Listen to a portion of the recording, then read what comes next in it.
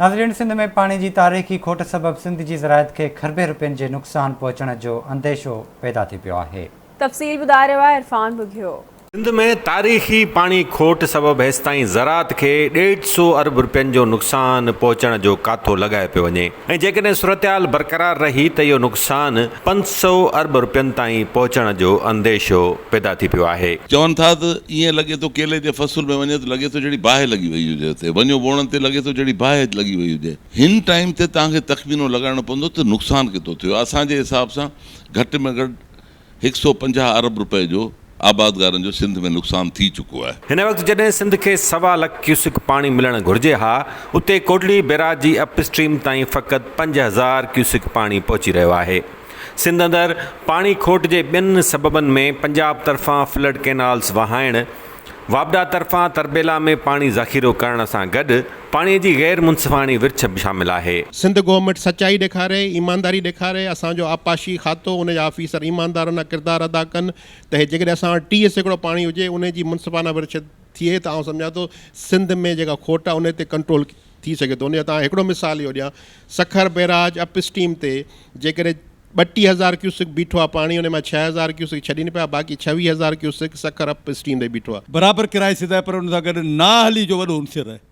जिथे वज़ीर चयो बेबस आहियां, जिथे कामरो चयो बेबस आहियां। अदा असांजो दी फोरम जेके दाहूं कयूं था, आबादगार जो फोरम आहे, असां त मुतासिर आहियूं। ऐं तव्हांखे इन फोरम इन चैनल जे तवसत आबादगार खे गुज़ारिश थो करियां त महिरबानी करे बीठल फ़सुलु पोखायो। फ़सुलुनि ते वॾो ख़र्चु आहे।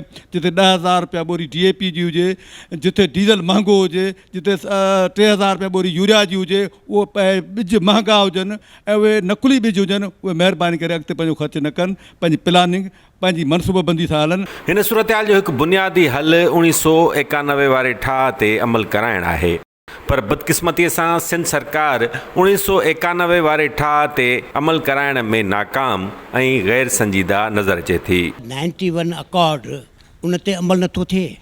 असां सिंध गवर्नमेंट में एतिरी हिमत न आहे, एतिरी ख़ुशी छा खे हिमत न आहे जो हींअर असांजो वज़ीर थियो आहे, 91 अकॉर्ड ते हलाए छॾे, तॾहिं बि खोट में इनक्रीज़ में असांखे कुझु मिलंदो रहे। पर अफ़सोस जी ॻाल्हि आहे, या असांखां बि वधीक बेवस आहिनि। जीअं असीं आबादगार बेवस आहियूं, तीअं सिंध गवर्नमेंट असांखां वधीक बेवस आहे।